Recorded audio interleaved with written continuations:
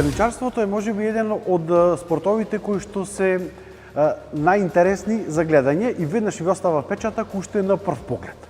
Ова е стрелата која што секој мора да ја поседува доколку сака да се занимава со овој спорт. За жал, кај нас стреличарството не е многу афирмирано од неколку причини. Можеби првата е тоа што доколку некој сака да се занимава со него, треба да има ваква опрема, но исто така треба да има и лиценца и дозвола за да ја поседува оваа стрела, затоа што истата се рачуна како еден вид на оружје.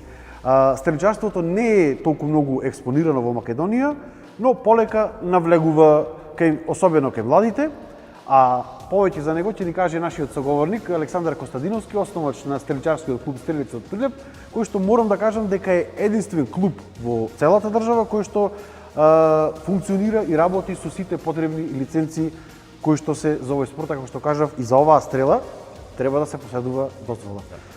Ти ја предавам од твоите раце сега, да ни објасниш повеќе како еден човек кој што сака да се занимава со овој спорт може да започне со истиот и што е потребно како опрема да се поседува. Така, како што ме најави, значи ова станува збор за лак, кој за жал заради оние законски регулативи од 2018 година е префрлен од Д категорија во С, така што сега лакот представува оружје. За да се поседува еден ваков лак, потребно е да се извади дозвола за оружје, исто како и за огненото оружје, со целата онаа документација, вклучувајќи и лекарско уверение. Голготата, нажалост, траеше 2 години додека ги комплетирав целосно сите документи, за да минатата година го види бел ден види стреличарскиот клуб Стрелец и да започнеме со работа. Извесно време работев навистина, но од оправдани причини бевме приморани да паузираме малку. Така да, она што би сакал да кажам е дека навистина станува збор за интересен спорт, кој што во комшилукот кај нас е навистина развиен и има голем интерес, но кај нив не представува лакото оружје. И тоа е онај момент, онај камен на сопнување кој што нас ни прави проблем. Она што како информација го имам, во Македонија имаме 4 клуба. Во Централен регистар мислам дека 2 се од Битола, еден од Скопје и еден од Охрид. Но по моите информации не функционираат, тие се постари од мене по формирање, но заради потребните документи и дозволи кои се потребни за лакот, тие не функционираат. Од каков материјал изработен овој лак еве? Па овој станува збор за двојно закривен или го викаат recurve bow. Станува збор за троделен, ако ја сметам и конецот и жицата, значи 4 делен. Станува збор за рачката, која што е алуминиумска, и краците, двата краци кои што се алуминиум и плексиглас. Како потребни дополнителни средства за работа би бил стегачот за заштита на подлактицата, затоа што при отпуштање на жицата доаѓа на почеток. Оние кои не се доволно упатени до удар на подлактицата, и така имаме модри подлактици, и добро е да се носи ракавица. Да, затоа што при отпуштање на повеќе стрели, затоа што стрелата се држи на јаболчниците на прстите. Сега, покрај ракавица има и специјални држачи кои се кожени, ама тоа е, да речам, техникалија која во зависност од тоа дали стрелките, да, овие се алуминиумски стрелки, гледате врвовите се сосема безопасни, се заоблени, доволни колку метата да ја прободат, нема никаков проблем, значи, во однос на безбедноста. А во однос на безбедноста можеме да кажем дека и постои протокол за безбедност кој што го напиша во програмата и мора да се почитува од сите членови. Како се поставува една стрелка на лакот? Поставувањето е следното. Значи, можете да забележите дека на стрелката има 3 перца и едното перце е со различна боја.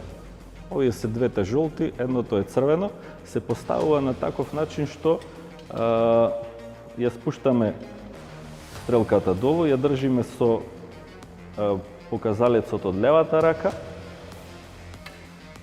прави едно так, се поставува и може да се пушта. Забележувате ова перце што е со црвена боја е од горната страна. Тоа е од причина што овие две перца треба нежно да поминат покрај рачка и да не направат движење во лево, да избега во лево. Сега постојат лакови за левучари и за десничари. Кој лак би се користел, најмногу влие не доминантната рака, туку доминантното око. Она кое како литература го прочита во последно време, мора да се внимава и да се почитува на доминантното око. Постојат луѓе кои имаат доминантно десно око, а се левучари. Препорачливо е да се следи десното око, ако е во тој случај. Еве, конкретно јас сум десничар, но имам и десно доминантно око. При гаѓањето, лакот иде во левата рака, повлекувам со десната и мерам со десното око, затоа што тоа ми е доминантно око.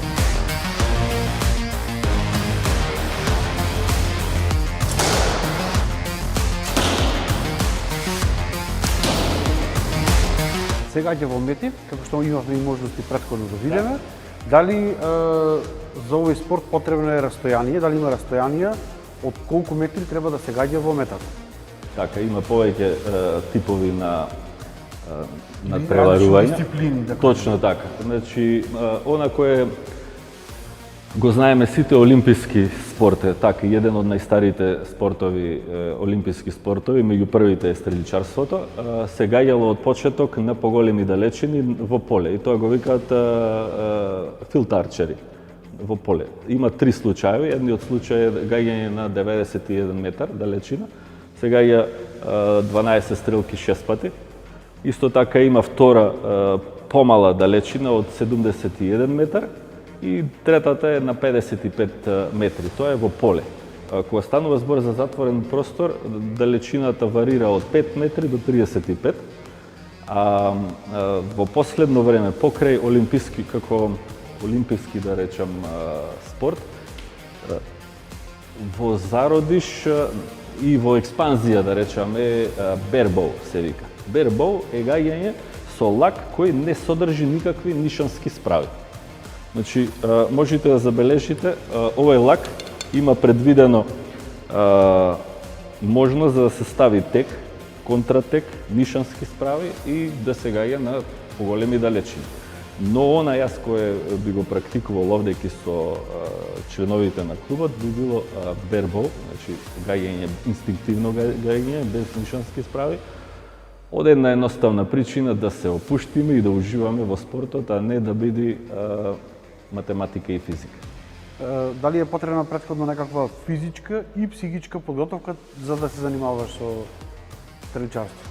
Точно така, во повикот за нови членови, кој набрзо ќе излезе, напишав доколку ви е потребен фокус, доколку ви е потребна ментална сила, физичка сила и ново хоби, повелете.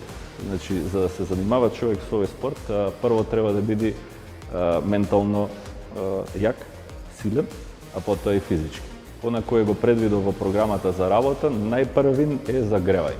Значи, многу мислат дека е едноставен овој спорт и дека е многу лесно да се работи. Да, ама не е така. Пробале многу души и биле смешни. Потребна е навистина физичка сила и она кое грешат сите е влечење на лакот со рамо. Тука настануваат најголемите повреди, повреда на рамото. Правилото вели повлекуваме со грбот. Токму заради тоа секој тренинг започнува со 15 минутно, а некојаш и 20 минутно загревање, точно заради тоа да ги загрееме сите мускули кои се потребни за повлекување на еден лак. Кој се може да биде член на стрелечкиот клуб Стрелец? Како може да ве најдат, да ве контактираат и да започнат со овој интересен спорт? За се треба првен љубов. Значи, сите оние кои имаат желба да се спробаат во овој спорт, и сакаат да ги почитуваат правилата кои сме ги пропишале, слободно можат да ме контактираат мене, Александар Костадиновски, на телефонски број 078 259 239 и би се договориле точно кога би бил терминот за работа со нив. Искрено, овој спорт бара индивидуализам, како од надпреварувачот, но и од мене. Значи, обројот е ограничен и не би можел да обслужувам повеќе од 4 во еден тренинг. Тоа е така затоа што буквално секое движење јас морам да го координирам, да дозволам истрелување за да се погоди метата, затоа што може да се повредат. Тренинзите се одвиваат најчесто во вечерните часови и во средното општинско училиште Ристевски Ричко во Прилеп. Така, и минатата година работевме тука, работевме во салата, но салата поради преоптовареност мораше да се повлечиме во ходникот во кој се обезбедени сите материјални услови за да не дојде до оштетување на инвентарот во училиште. Имам големо разбирање од вработените тука и од раководството, така да мислам дека и ќе оправдаме довербата. Ја оправдавме минатата година, ќе оправдаме и ова година. Александар, ти благодарам на разговорот и на презентацијата на овој навистина интересен спорт. Се надевам дека во иднина ќе има што е можно повеќе вакви клубови на ниво на држава, па да се оформи лига, па да има и надпревари и овој спорт се повеќе да се афирмира, особено кај младата популација, која што, како што кажавме, и недостасуваат спортови во однос на пороците кои што ги има денес младите. Точно така. Пред да завршиме, предлагам и да пробаме. Може. Се наоѓаме на околу 7 метри некаде од поставената мета. Кои се првичните чекори за да започнеме со истрелување? Така. Она кое предходно го реков, сите мислат дека е премногу едноставно и треба само се постави гаѓаме и толку. Значи, уште далечно 1544 година Роџер Раскин напишал еден правилник кој еве и до денес, после скоро 600 години, се практикува. Значи, пропишани се правила по кои треба да се почитува за да имаме правилно истрелување. Прво и најважно е ставот. Ставот треба да биде колку може по-стабилен. Значи, нозете се отвораат во ширина на рамениците и се поставуваме под ангол од 90 степени кон метата. Значи, не сме свртени директно кон метата, туку сме свртени странично, бочно. Прво е ставот. Ставот треба да биде цврст, колениците малку свиткатни, стомакот повлечен и буквално човек ако сака да не потурни, да не може да не помести. Значи, цврст став како да браниме ситуација. Следно е држењето на лакот. Поставуваме стрелка. Стрелката, како што претходно кажав, се поставува со противната боја од горната страна. И сега тука имаме држење на стрелката на два начини. Едниот начин е со отворени прсти. Значи, стрелката е помеѓу прстите и тоа англиски го викаат три сплит. И тоа е тоа држење. Или има три under, се држи стрелката над прстите. Тоа е, јас препорачувам држење измеѓу прсти. Тоа е вториот случај, поставување на стрелката. Третото е повлекување. Повлекувањето оди во висина. Малку имаме повлекување на жицата, за да ни биде полесно под кревањето. Влечење, мерење и отпуштање. Значи имаме 5 чекори. Може слободно да пробаш. Ова се двете стрелки со кои што стрелав. Гледате дека метата не ја погодив, но за среќа сите се здрави и живи. Навистина не е толку едноставно и лесно како што замислуваат земи го лакот и стрелај, но се надевам дека наредниот пат ќе бидам многу попрецизен. Туку е Александар, сигурно ќе ме воведи во овој спорт многу повеќе, а сите оние кои што го гледавте овој разговор и сте заинтересирани да се занимавате со стреличарство, контактирајте го и бидете дел од стреличарскиот клуб Стрелец.